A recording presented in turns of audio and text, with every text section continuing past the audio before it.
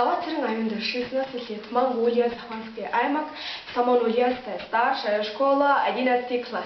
На 16-й международный конкурс «Что в имени тебе моем», посвященный 227-й годовщине со дня рождения Александра Сергеевича Пушкина. Стихотворение «Зимнее утро».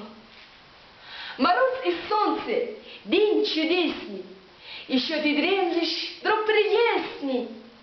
Пора, красавица, проснись! Открой внутренней зоры, навстречу северной авроры, звездой севера явись. Вечер, ты помнишь, вьюга злилась, на мутном небе мгла носилась. Луна, как бледное пятно, сквозь тучи мрачнее желтела, и ты печальная сидела, а нынче погляди в окно.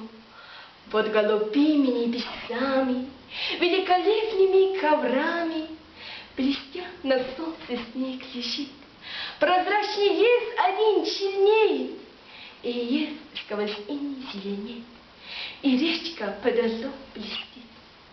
Вся комната янтарным блеском озарена, веселым треском трещит затопленная печь.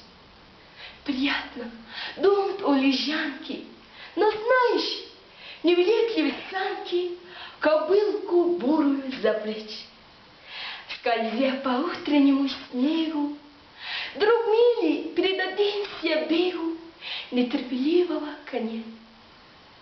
И нам стим поле пустые, леса недавно стол густые, и берег милый для меня. Спасибо за внимание.